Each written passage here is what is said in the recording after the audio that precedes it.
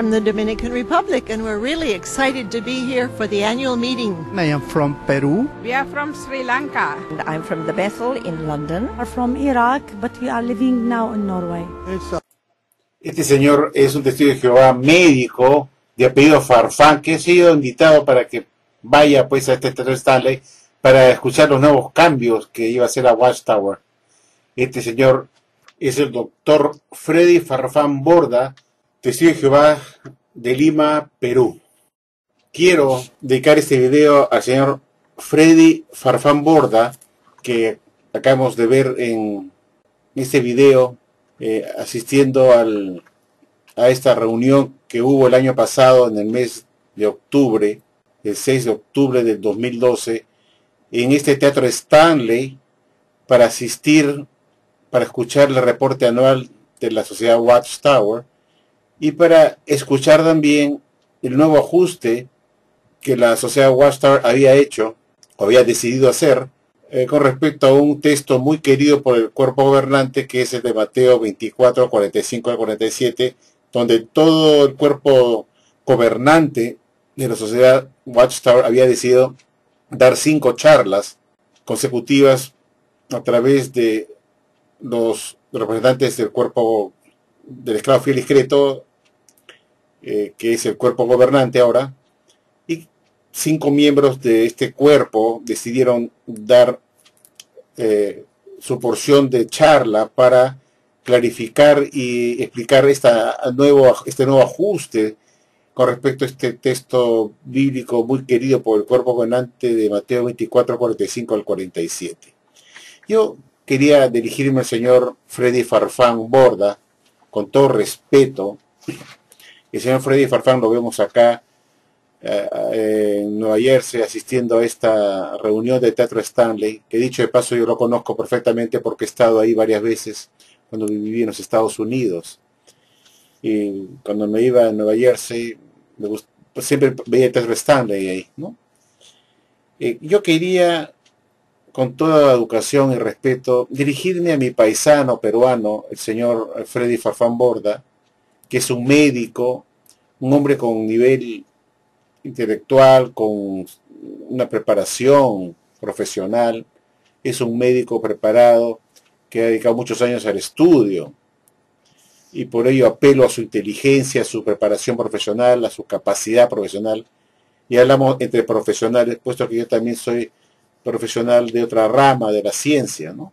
Y yo quería preguntarle al señor Farfán, quien es una persona seguramente un fiel testigo de Jehová, que ha sido invitado por la Sociedad Watchtower a viajar a Nueva Jersey, porque seguramente debe tener un cargo importante. No sé qué cargo tendrá dentro de la organización, pero debe ser un cargo de confianza, para que lo hayan enviado a Nueva Jersey, invitado, es porque debe ser considerado como un testigo de Jehová que lleva la delantera dentro de los testigos de Jehová. Ojalá que usted, señor Farfán, me esté escuchando en este momento.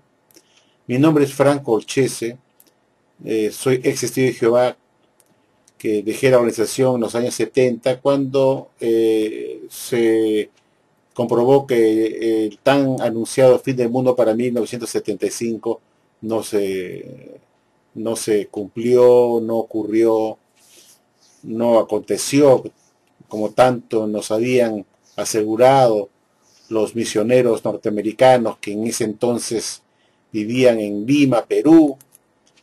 Entre ellos les puedo mencionar nombres de personas que conozco, algunos han muerto, la gran mayoría, pero que nos instaban constantemente a predicar más en los años 70, en la década de los 70, a predicar más y más conforme se acercaba la fecha de 1975, y nos decían que debíamos dedicarnos más a la obra de predicación para salvar a la mayor cantidad de gente posible, y vista que la Armagedón estaba ya cada vez más cerca para el otoño de 1975, el otoño norteamericano, me refiero a los meses de septiembre, agosto, septiembre, octubre, pero específicamente el 5 de septiembre de 1975 debería ocurrir un suceso importante, que era pues el inicio del reino milenario de Jesucristo hasta el año 2975.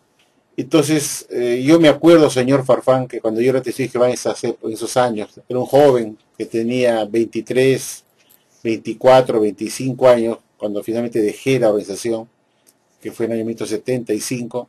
Hoy cuento con 62 años de edad.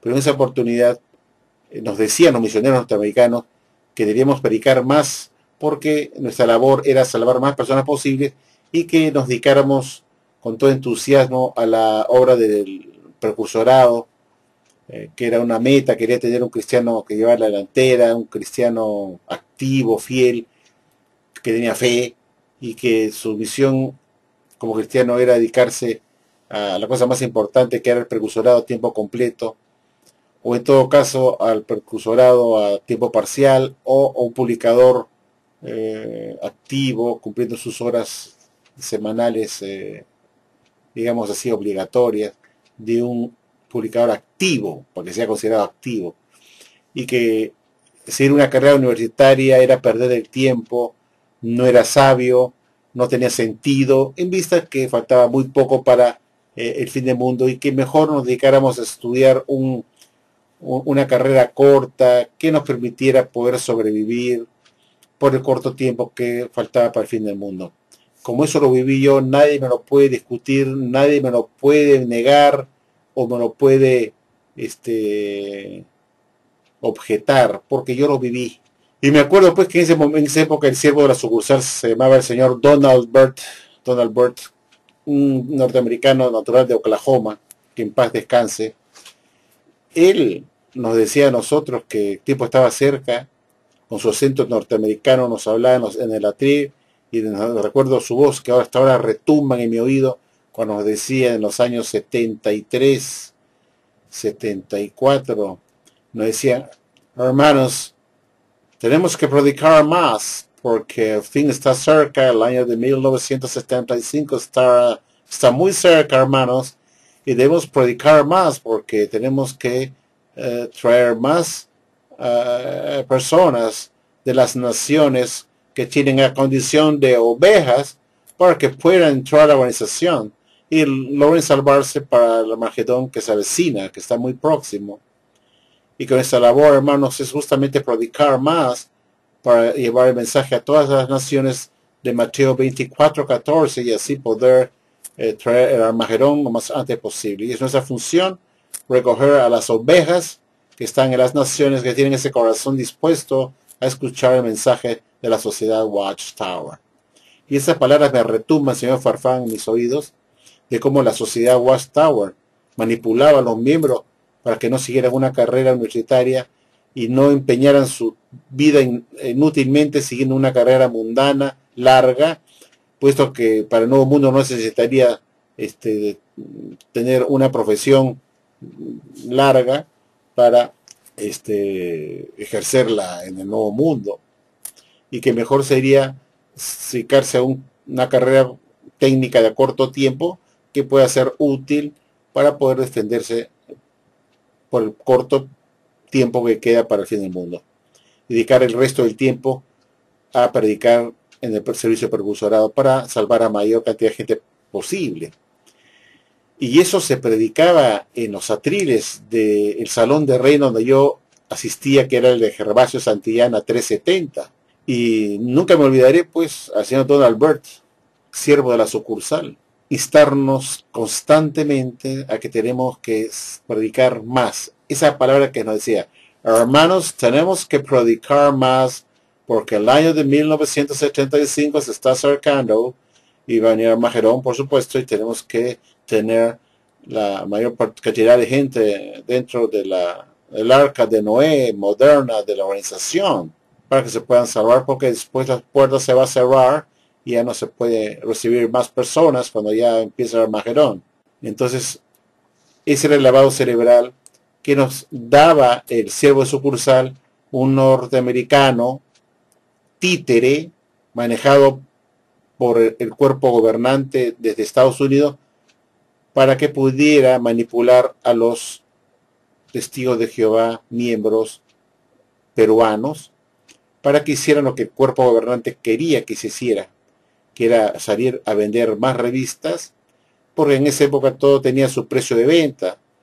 La revista Talá y Despertar tenían un precio de $1.20 cada una, ese era el precio mínimo, se vendía $1.20 cada revista, y la suscripción anual costaba más o menos 12 soles, 14 soles de esa época. Por supuesto que no tiene ninguna referencia ahora, porque esas monedas ya no existen, pero me acuerdo que así costaba, y tenía que venderse, pues, ¿no? Y todo se vendía, nada era gratuito, ni contribuciones, donativos, tenía que venderse, y lo llaman colocar, además nos tenemos que colocar, nunca usaron la palabra venta, tenemos que colocar, sonaba feo la palabra venta, sonaba mercantilismo, señor Farfán.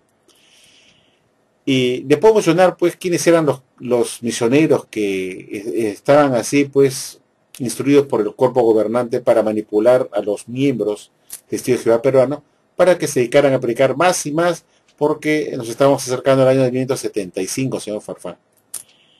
Estaba el señor Ramón Castillo, estaba el señor Jack Butler, que usted quizás, no sé si usted fue testigo de Jehová en esos años, no lo conozco usted, señor Farfán, el señor Freddy Farfán, no lo conozco usted, pero no sé si usted fue testigo de Jehová en esos años, pero le menciono nombres de gente que yo me acuerdo, que repetían como papagayos que el fin estaba cerca, que era urgente salir a predicar para saber mayor cantidad de gente posible, porque el fin estaba cerca, y se creía pues que el fin del mundo vendría para el 1975.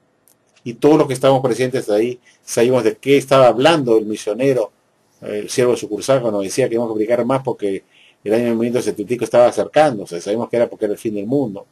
Yo estaba sentado en ese momento en la congregación, asistiendo a mis reuniones, y todos sabíamos de qué hablaba pues el misionero, ¿no? El señor siervo sucursal Don Albert, y así también el señor Ramón Castillo, el señor Jack Butler, las hermanas Good, Elizabeth y Francis Good, que nos predicaban también, pero ellas no subían a la tele, por supuesto, a dar el curso de una hora, pero estaba principalmente Don Albert con eso.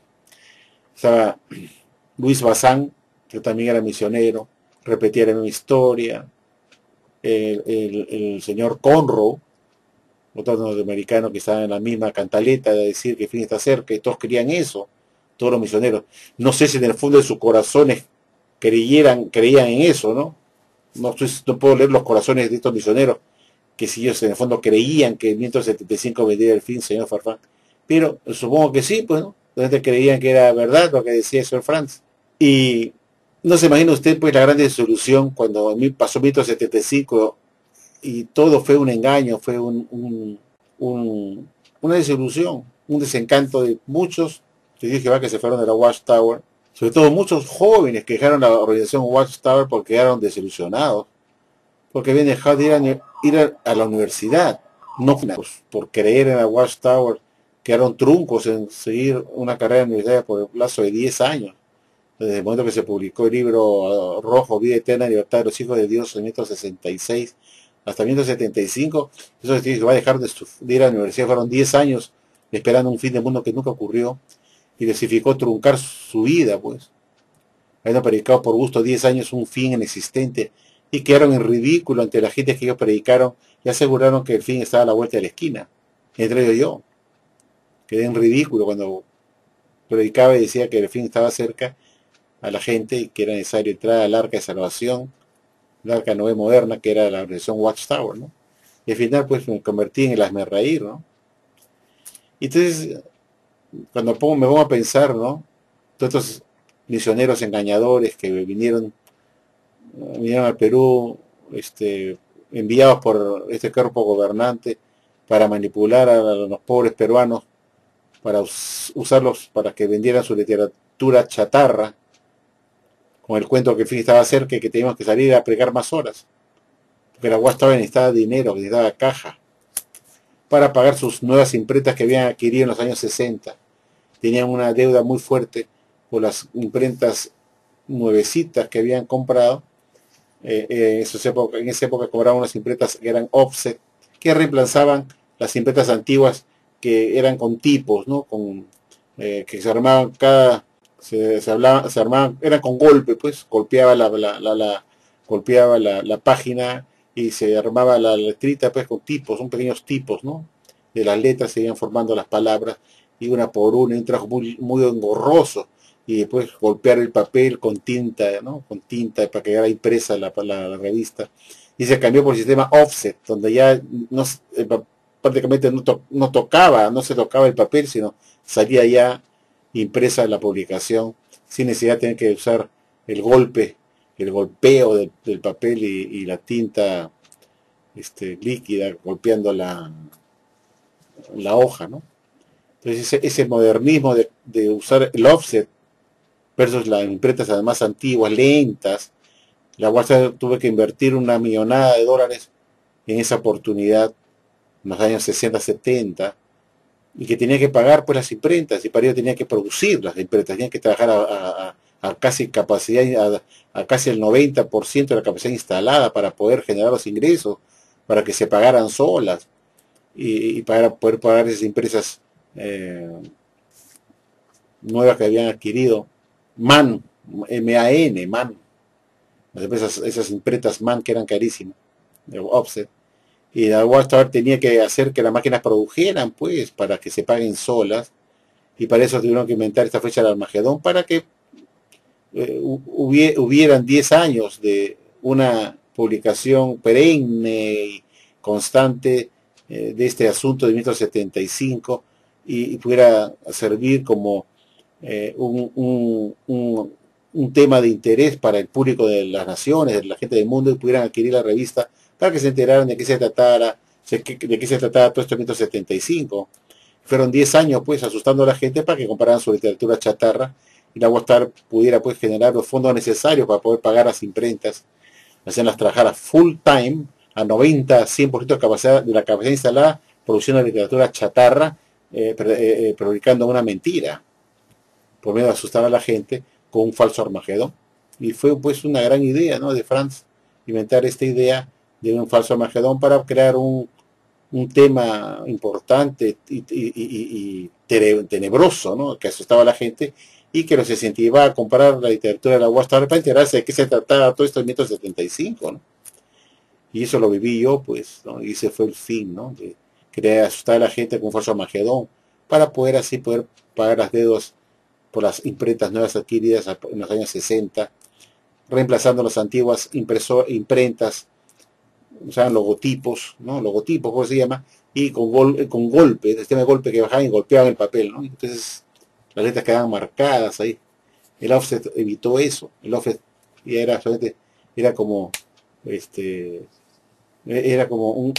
una Xerox, parecía un Xerox, y salían las hojas impresas como si fuera una copia cero, ¿no?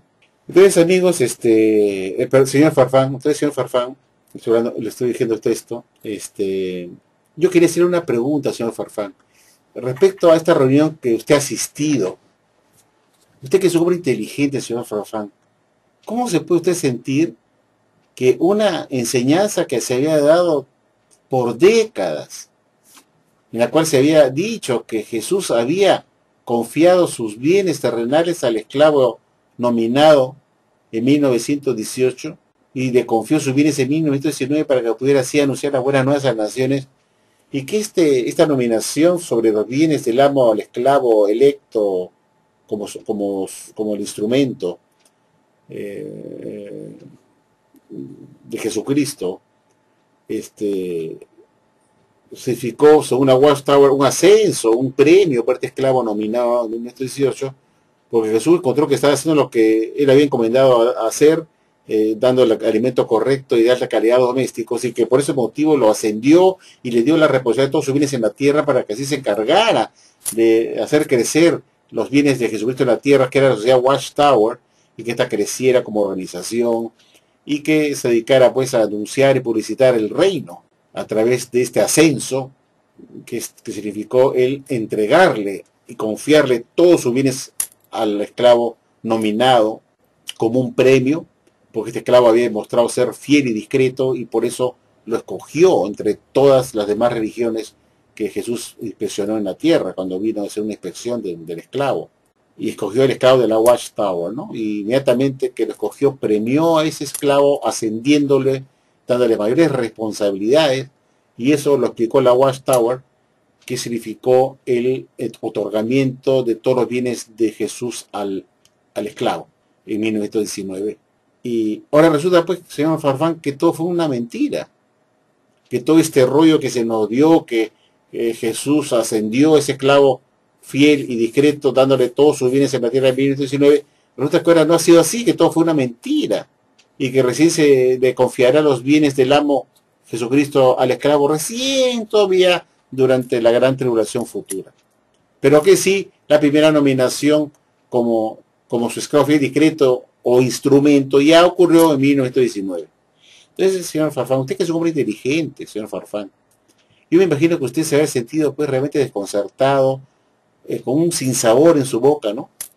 Después de haber enseñado esto por décadas, no por 3 años ni por 5, fueron décadas, señor Farfán, que se enseñó esto, cuando se entendió que el esclavo de Mateo 24:45 era una clase colectiva compuesta y no una sola persona, puesto que el texto de Mateo 24:45 dice, ¿quién es ese esclavo? O no dice quiénes son esos esclavos, ¿no? Está en singular, y que recién a partir de 1927 en adelante se entendió que quién es ese esclavo no era una sola persona, sino era una clase compuesta colectiva.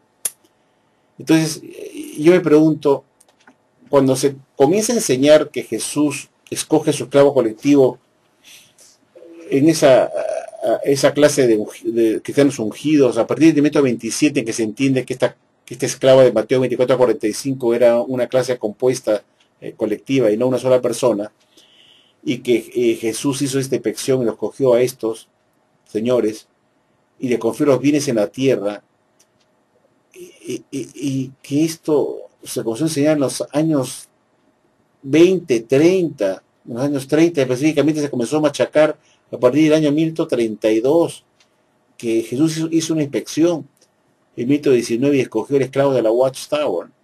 Y desde el año 1932, donde se comenzó a bombardear esto de la inspección y de la nominación del esclavo en 1918, como el esclavo fiel discreto, cuando Jesús arribó y inspeccionó al esclavo en el año 18, el año 1919 le confía todos sus bienes al esclavo para que anunciara buenas nuevas a las naciones a partir de ese año en adelante. Y usted, imagínese, señor, desde el año 1932 hasta la fecha, son pues casi 80 años, 8 décadas de haber machacado duro, señor, son 81 años que se estuvo machacando que Jesús nominó a su esclavo en 1918 y en 1919 le confió la administración de todos sus bienes. El siguiente año de 1919 para anunciar las buenas nuevas a las naciones. Y eso se estuvo haciendo por décadas, fueron 81 años, señor. Y se llamaban los días como la verdad. ¿Qué tiempo tiene usted, hermano, la verdad? ¿Ah? ¿Por qué no pusieron el hermano tanto la verdad? Todo sobre la verdad. Pero al final vemos pues que todo lo que se enseñó durante 8 décadas, con la complicidad de Jehová, Dios y Jesucristo, aplaudiendo esta enseñanza y viendo que estaban enseñando eso, su organización terrenal, estuvieron mudos. Jesús no sabía que es el que daba el otorgamiento de los bienes al esclavo. Jesús no pudiera saber durante 8 décadas, señor Farfán, que él nunca entregó sus bienes al esclavo en 1919. ¿Qué nueva comprensión, qué nueva luz tenía que ver ahí? Si Jesús era el protagonista principal de esa novela, de la selección y de la nominación de todos sus bienes al esclavo, él mismo, Jesús, que tuviera que esperar 80 años para decirle al esclavo, me equivoqué, yo no nominé nada, no le entregué nada a mi esclavo en 1919, sino que esto recién lo haré en el futuro, me equivoqué. Y si Jesús se equivocó, no estaba atrás su Padre Jehová para que le hiciera ver a su Hijo Jesucristo que estaba enseñando en la Watchtower algo que estaba incorrecto, que Jehová le pudo haber dicho, oye Jesús, manda a ver acá, mándele un lavado de cabeza acá a nuestra organización en la tierra, a mi organización en la tierra, que están diciendo que tú, Jesús, has entregado tus bienes al esclavo en 19, corrígelos de una vez. Pues no le hubiera dicho eso, corrígelos, ya que no te acuerdas, Jesús, le hubiera hecho su Padre Jehová, ya corrígelos de una vez. Pero que los dos estuvieran ciegos y cómplices y mudos, viendo que su organización de la tierra estaban enseñando que en 1919 Jesús le confió sus bienes al esclavo. Y Jesús, que es el que confía en los bienes, no, y a la vez el que entrega el alimento espiritual al esclavo, no supiera eso, que él nunca le confió sus bienes en 119 al esclavo, sino que eso era para la futura gran tribulación. Y Jesús y Jehová se quedaron mudos viendo que su organización en la tierra estuviera enseñando una mentira por 80 años, por 8 décadas, señor Farfán. Hay algo que nosotros los profesionales, como es usted, señor Farfán, como soy yo, que somos gente preparada, inteligente, somos científicos en cierta forma, y usted es un científico también, porque es un médico, que está ligado a la ciencia, que investiga, que es un profesional inteligente, preparado, que ha estudiado muchos años en la universidad. ¿No le parece a usted ridículo pensar que Jesús, que es el protagonista y el principal actor, y el principal responsable de entregar los bienes de él al esclavo, no supiera en 1932, cuando se comenzó a machacar, que Jesús le confió sus bienes al esclavo en 1919 para anunciar la buena nueva a las naciones como un ascenso, y le confió sus bienes en la tierra, y Jesús se haya quedado mudo por 81 años sin decir nada al esclavo, de una manera de comunicarse con el cuerpo gobernante para decirle, oigan, esto está mal, yo nunca he confiado nada al esclavo en 19, sino será para el futuro de la gran tribulación. Y Jesús y Jehová, los dos tuvieran surmenach y no supieran lo que Jesús había confiado en 19 y se quedaron mudos, porque hay un dicho del señor Farfán que dice, quien calla otorga, ¿no? Y eso significa que si Jesús y Jehová no reclamaron en 1932 que se estuviera enseñando y publicando que Jesús entregó sus bienes al esclavo en 19 para anunciar la buena nueva a las naciones a partir de 19, y Jesús se quedó mudo durante 8 décadas. Eso indica que si Jesús se queda mudo es porque está otorgando, es decir, está dando por cierto que eso fue así. ¿No es cierto, señor Farfán? Quien calla otorga. Entonces Jesús estuvo con Jehová mudos, viendo que su organización de Jehová en la tierra estuviera enseñando en su literatura constantemente que en 1919 Jesús le confió sus bienes en la tierra al esclavo para anunciar las buenas nuevas a las naciones. Y después de 8 décadas, Jesús se acuerda que él nunca le entregó nada al esclavo en 1919, sino que eso va a ser para el futuro.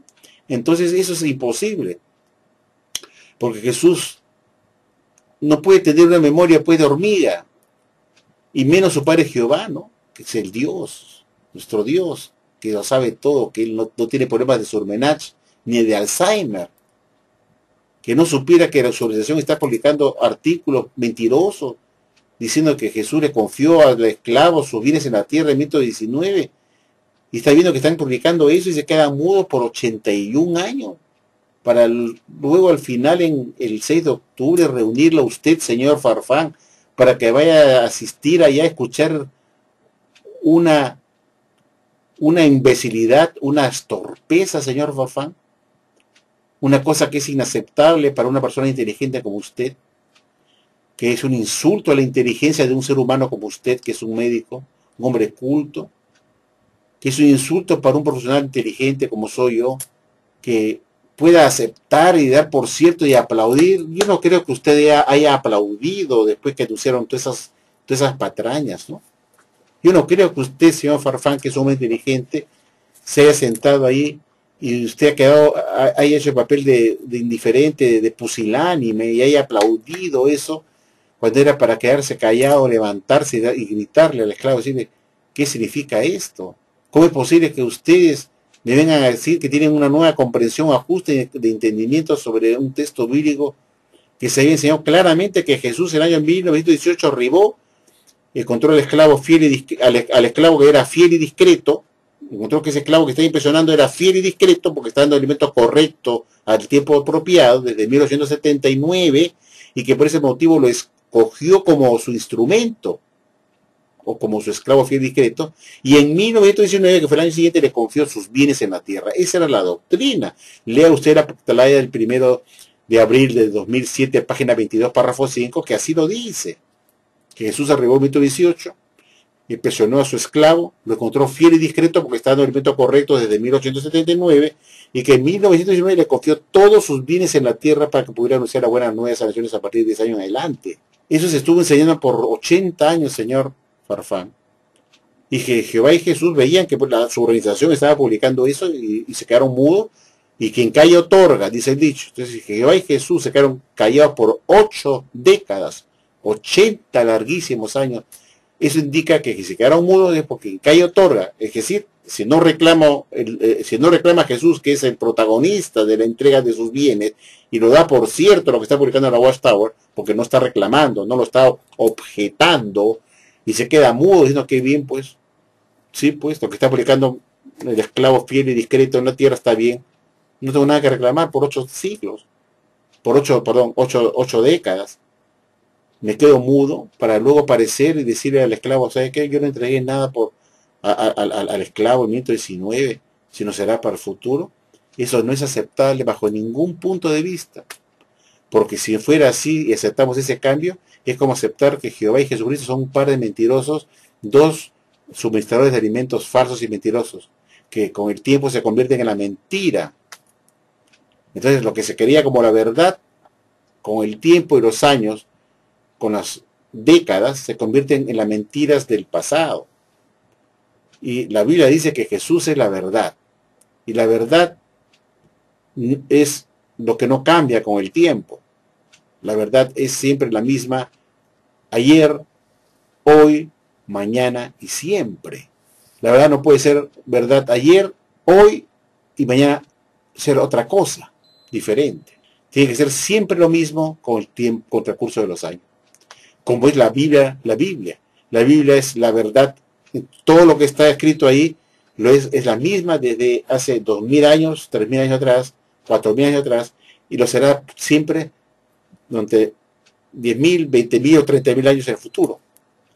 No cambia. ¿Se da cuenta? Porque la verdad, lo que está contenido en la Biblia es la verdad. Pero las verdades, como en los libros de la Watchtower, son verdades que cambian con los años porque no tienen la misma inspiración que tiene la Biblia. Entonces, unos son alimentos de Dios, otros son alimentos de hombres que no están inspirados.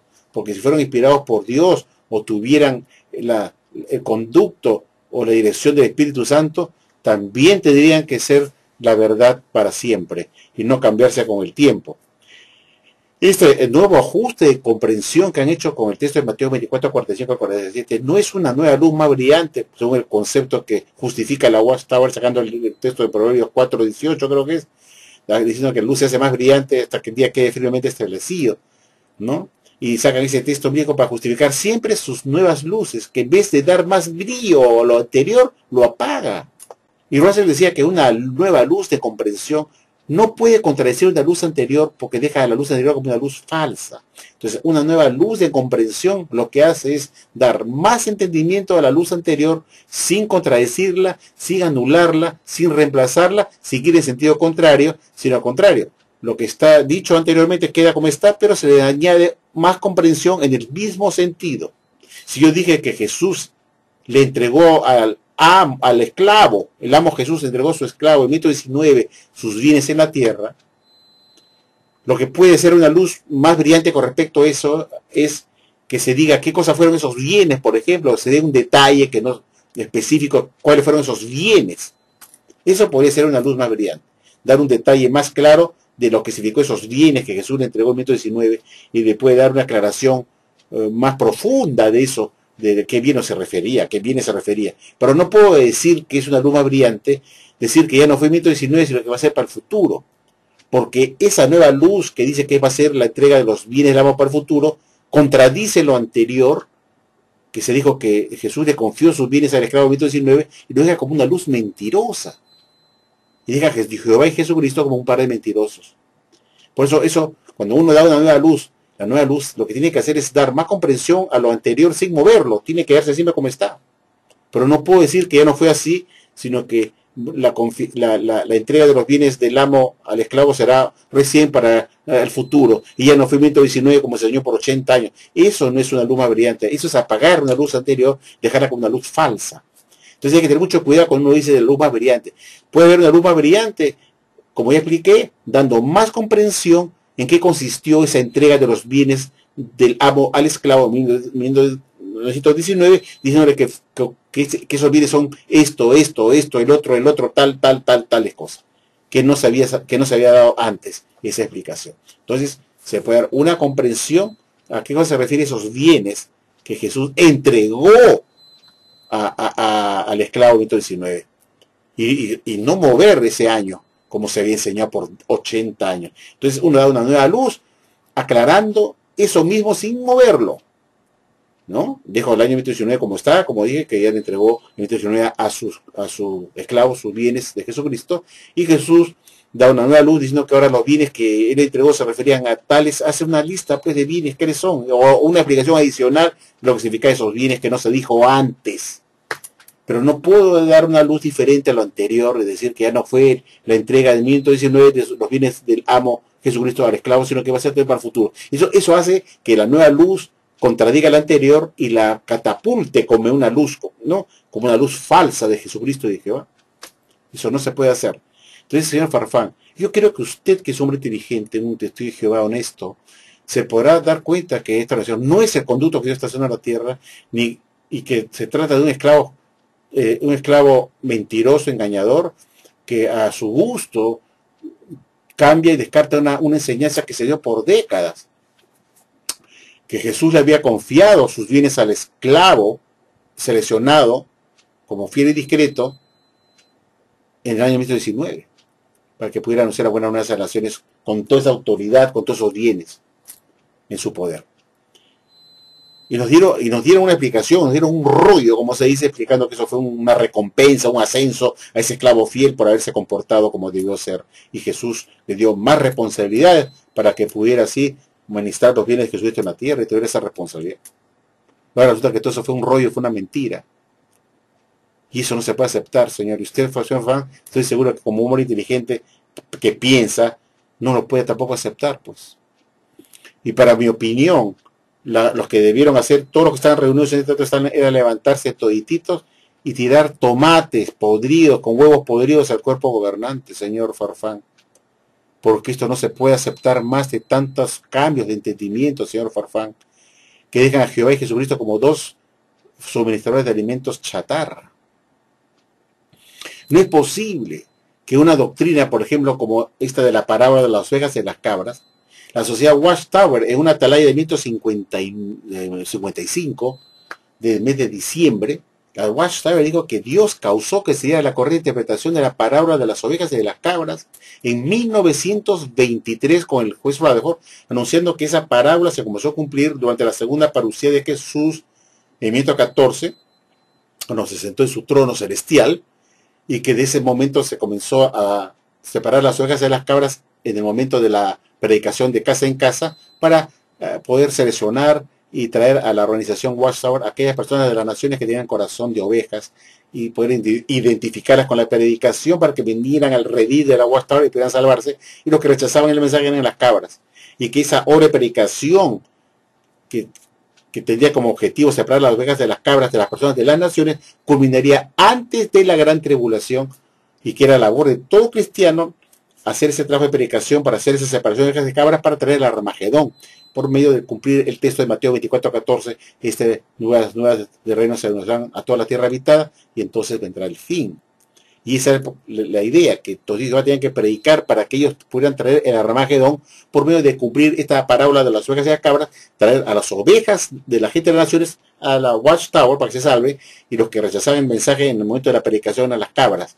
Y eso era nuestra labor, como usted dijo, va a predicar a todas las naciones eso, para que se viniera el Armagedón, pues, porque cuando ya se lograra predicar a todas las naciones el mensaje, vendría el fin. Mateo 24:14.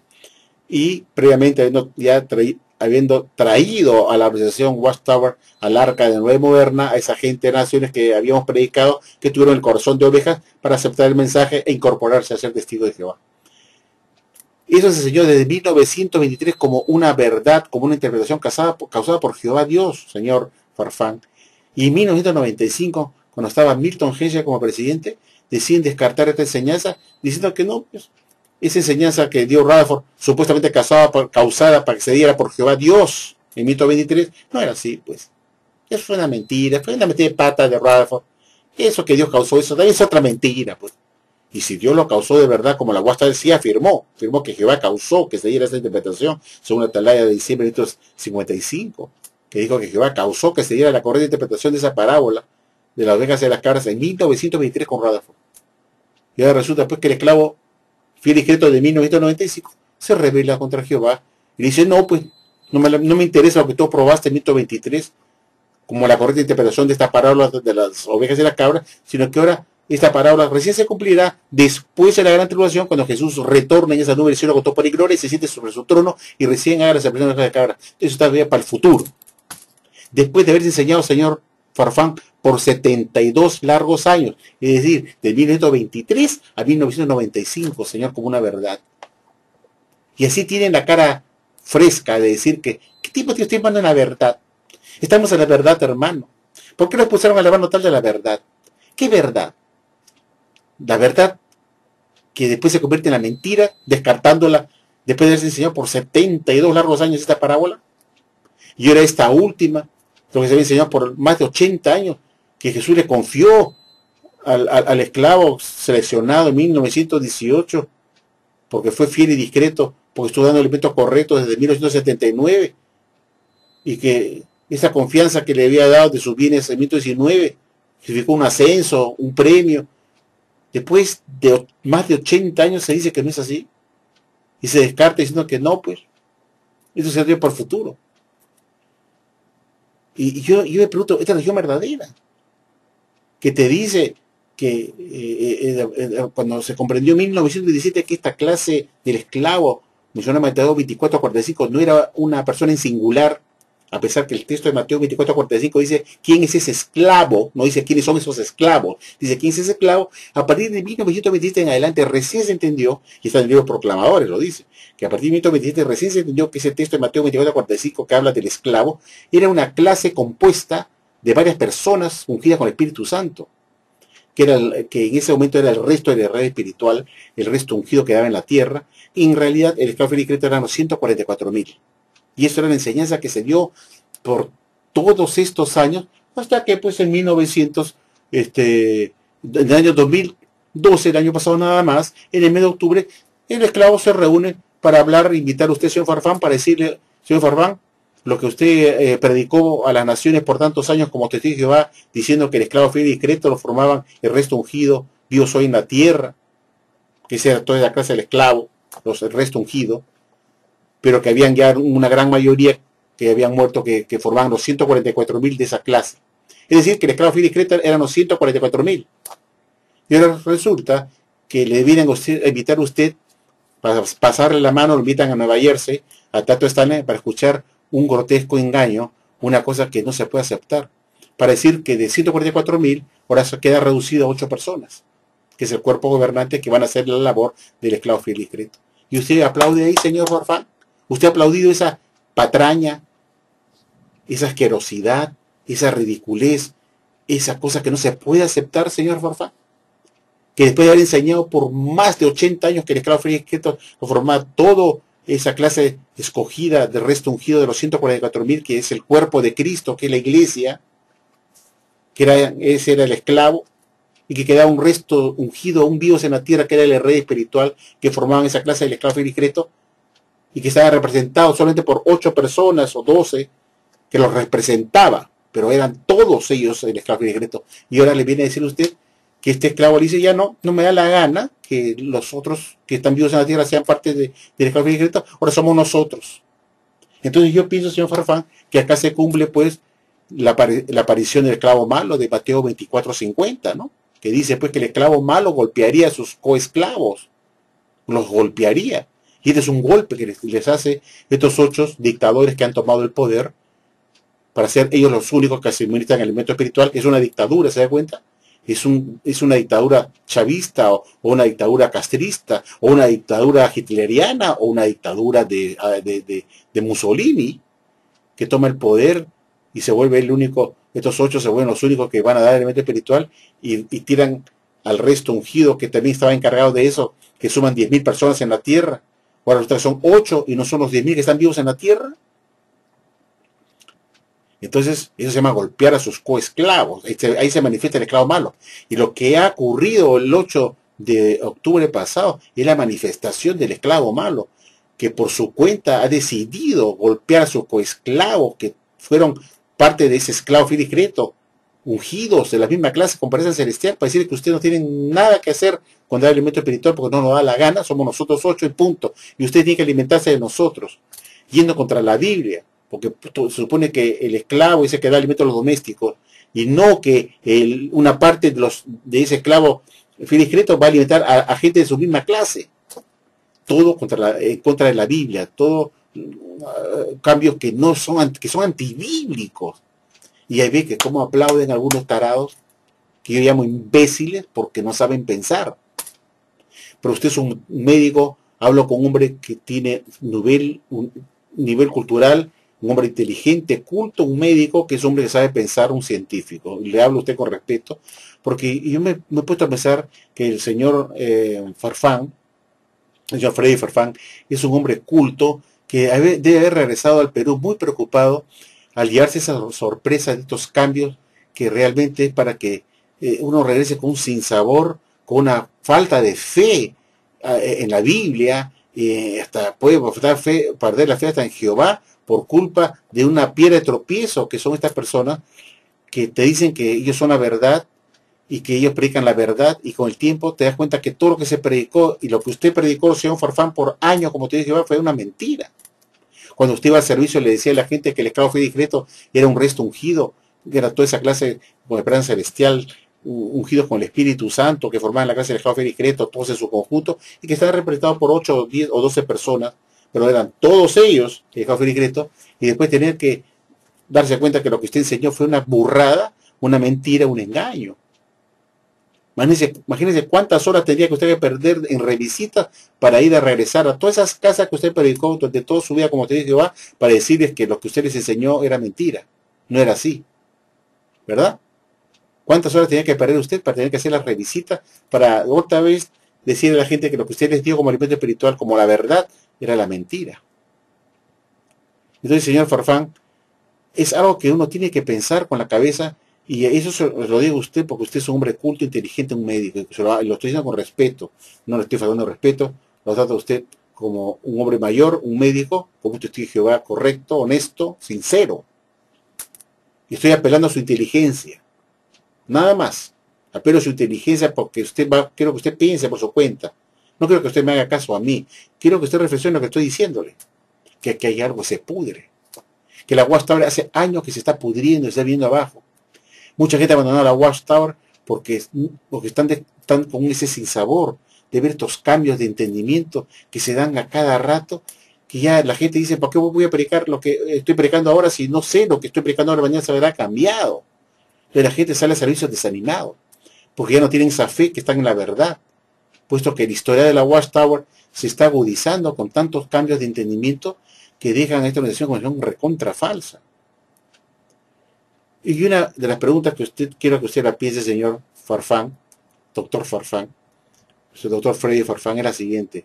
Si es cierto lo que dijo el señor Guy Pearce, que se lo dijo a usted ahí en la reunión de Teatro Stanley, que Jesús nominó a su esclavo fiel y discreto como su instrumento, ese esclavo, y 19 como su esclavo compuesto, colectivo, y lo hizo en 1919.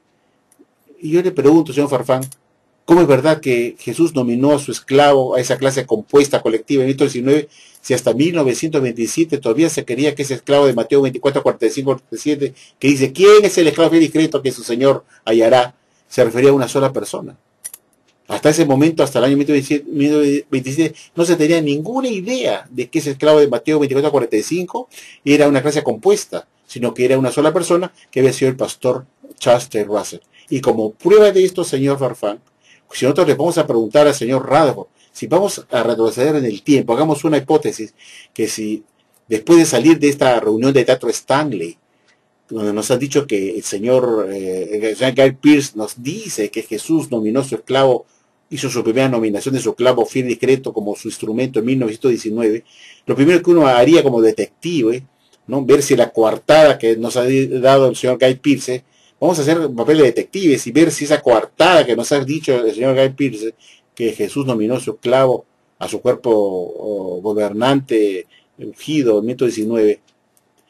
Lo primero que uno haría es, bueno, vamos a preguntarle pues al mismo al mismo esclavo fiel y discreto de ese entonces, año 1919, hay que preguntarle si es cierto que Jesús nos nominó a ellos en 1919. Veamos en la historia, regresemos a inspeccionar la literatura de esa época, vayamos a ver, como ya están muertos ahora, tenemos que remontarnos a los antecedentes y las documentaciones, si hay alguna referencia de ese esclavo fiel y discreto que estaba vivo en ese entonces, en el año 19, si es cierto que ellos fueron nominados por Jesús, tal como dice el señor Guy Pearce, como ha dicho el señor Guy Pearce. Entonces, una persona inteligente lo que hace es investigar si es cierto que Rutherford ratificó eso, porque él era el presidente de la Watchtower y él el primero de formar parte de ese esclavo seleccionado, porque era parte del esclavo, era él también, porque era el presidente de la Watchtower y sus directores, ese cuerpo gobernante.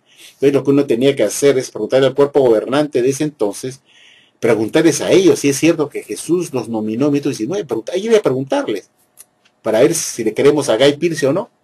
Y cuando uno va al pasado y comienza a revisar lo único que queda de ellos como voz viva, que son sus libros, porque están muertos todos, ese cuerpo gobernante que Jesús escogió y nominó, están todos ahora muertos, lo único que queda de su palabra es sus libros, lo que está escrito ahí. Y cuando vemos que lo único que está escrito son libros de Rutherford, nos damos cuenta pues que él era el único esclavo fiel y discreto, porque no hay otra información de otros miembros del cuerpo gobernante que hayan escrito alimentos espirituales, y vemos que todos los libros que se dieron a partir del año 19, como el libro Millones que ahora bien jamás morirán, fueron escritos por Rutherford. Cuando vemos el libro que vino después, que se llama El Arpa de Dios, también fue escrito por Rutherford. Y cuando vemos todos los libros que vinieron después, el libro Jehová, el libro Vindicación, el libro Luz 1, Luz 2, el libro Jehová, el libro Salvación, el libro Preservación, el libro Gobierno, el libro Hijos, y todos los libros que escribió Rutherford, según la arcoíris de Rutherford, se resulta que todos iban su nombre abajo. Entonces uno se van a pensar, ¿cómo no dice que Jesús nominó una clase colectiva dentro de 19 como su esclavo para dar alimento espiritual? Entonces, ¿por qué todos los libros a partir de 19 no dice escrito por el esclavo colectivo nominado en 19, se lo dice escrito por el juez Rutherford, todos los libros que sirven como alimento espiritual? Esa es la primera pregunta que uno se hace, dice que raro, acá hay algo que no anda bien. La segunda cosa que yo le pregunto a usted, señor Farfán, es lo siguiente: si es cierto que Jesús nominó a su esclavo y le hizo la primera nominación en 1919 como esa clase colectiva, a partir de 1919 hizo su primera nominación, ¿por qué del libro El Arpa de Dios de 1921, en la página 239, es decir, 2 años después de la supuesta nominación de Rutherford y sus directores como el esclavo fiel y discreto, nominado como una clase colectiva, ¿por qué el señor Rutherford, en vez de anunciar en sus libros posteriores de 1919, lo primero que debió hacer Rutherford en 1919 es comunicar a los testigos de Jehová de esa época, o a los estudiantes de la Biblia de esa época, he sido nominado como parte del esclavo fiel y discreto con todo mi cuerpo directivo? Eso debió decir 19, o 20, o 21, y no dice nada, no se halla en ninguna literatura que ratifica y corrobora lo que ha dicho Guy Pearce, que Jesús nominó a su esclavo 19 como su clase compuesta. No hay nada. Al contrario, vemos algo cosa diferente, que el año 21, 2 años de la supuesta nominación del esclavo, 2 años después, en el 21, el juez Rutherford escribe el libro El Arpa de Dios, en la página 239, dice que el texto de Mateo 24 al 45 al 47 que habla del esclavo, se cumplió con el pastor Charles T. Russell, que él fue el único esclavo fiel y discreto, y lo dice este libro de 1921. Entonces uno se pregunta, ¿cómo es posible que el juez Rutherford, que fue el que fue nominado en 1919 porque era el presidente de la Watchtower, junto con su cuerpo gobernante que estaba con él, debió decir que fue el cumplimiento de Mateo 24-45 junto con sus directores, en cumplimiento como ese esclavo nominado en 1919? Y sin embargo, el 21 sigue diciendo que ese esclavo de Mateo 24-45 fue el pastor Russell y nadie más. Léanlo ustedes, El Arpa de Dios de 1921, página 239, donde dice: sin duda alguna, el pastor Charles T. Russell ocupó ese texto profético de Jesús, que pondría un esclavo para dar el alimento oportuno a los domésticos. Y ese fue el pastor Russell, y lo dice ahí.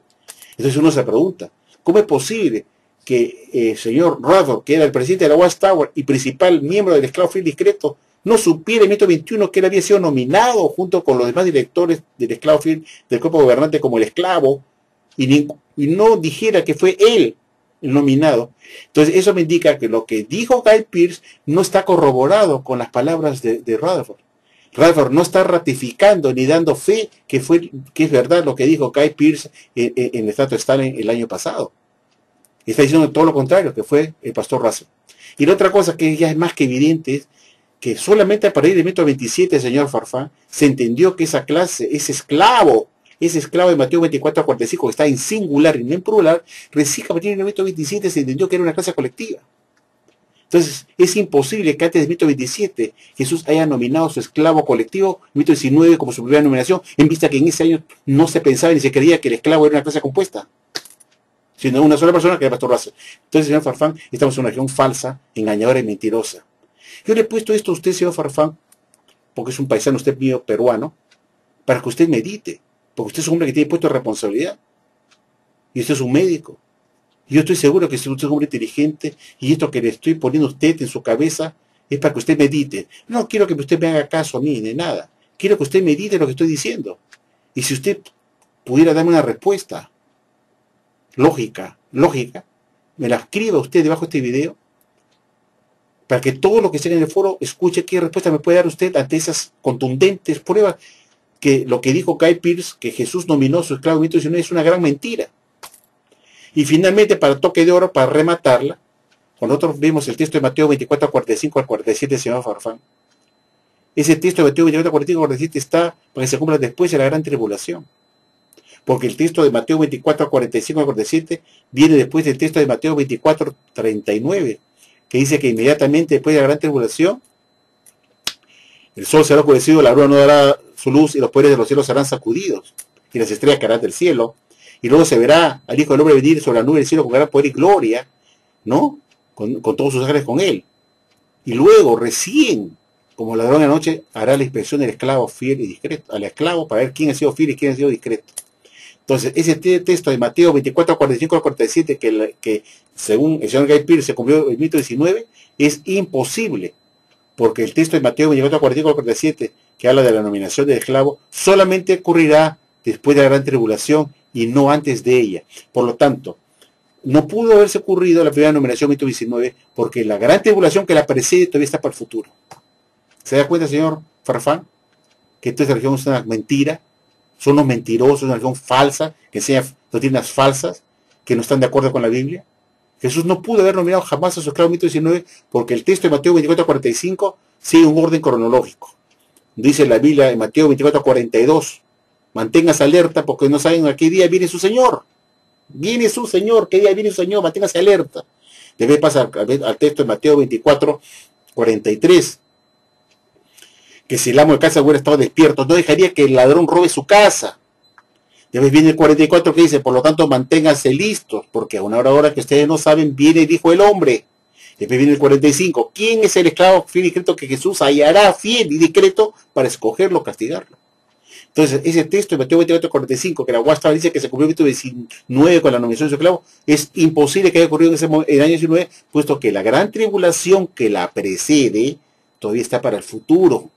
Es decir, que la selección del esclavo y la inspección y la selección, de Mateo 24, 45 se ocurrirá todavía después de la gran tribulación, cuando Jesús tenga que volver en esa nube del cielo con todo poder y gloria para recién inspeccionar a su esclavo.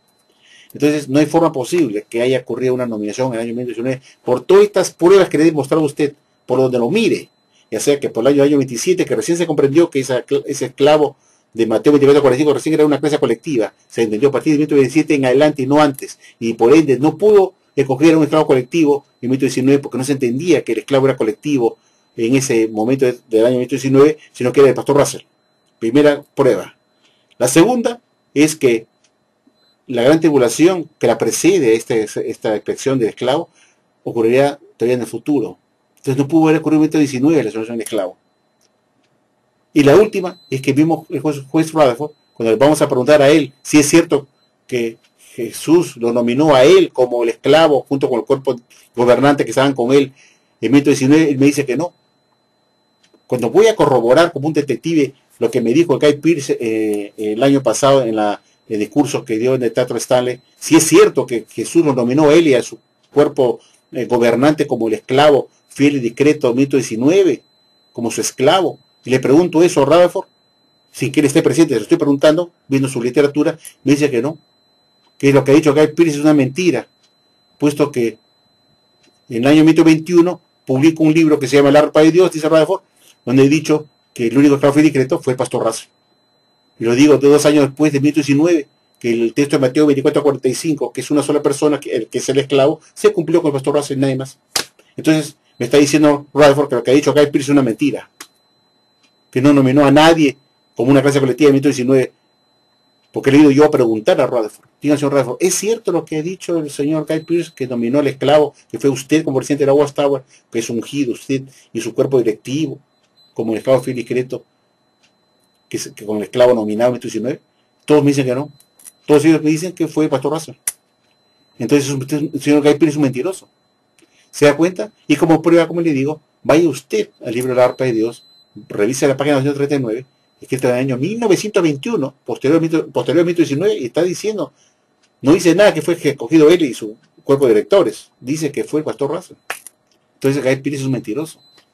He expuesto eso, señor Farfán, no lo conozco, le hablo a usted con todo respeto, como dice Jehová, que lo he visto, me han hablado de usted, que usted es el señor Farfán, el doctor Freddy Farfán, que usted ha sido enviado allá para escuchar esta patraña de estos señores falsos, mentirosos y engañadores. Y esa es la palabra que ellos merecen. Y eso no estoy insultando a usted. Yo no tengo nada contra los testigos de Jehová miembros, son gente que son engañados, manipulados por otros sinvergüenzas que se hacen llamar como los escogidos, que golpean a sus coesclavos y los destierran de su posición de esclavos y los mandan a ser domésticos y los bajan de categoría porque estos les dio la gana. Eso es golpear a sus coesclavos. Es la manifestación del esclavo malo de Mateo 24:50, que dice que el esclavo malo se manifestaría porque golpearía a sus coesclavos. Y esto es un golpear a sus coesclavos, rebajarlos de categoría doméstico y decir ustedes se alimentan de nosotros. Y esa es una manifestación clara del esclavo malo. Este es el esclavo malo. Estos son la manifestación de Satanás. Espero pues, señor Farfán, que este video lo haga meditar, y a todos los videos que han escuchado este video que estoy subiendo en este momento, para que ustedes también mediten, te dije, lo que estoy diciendo al señor Farfán, peruano, miembro seguramente de un alto puesto dentro de la sociedad Watchtower de Lima. Muchas gracias, buenas noches.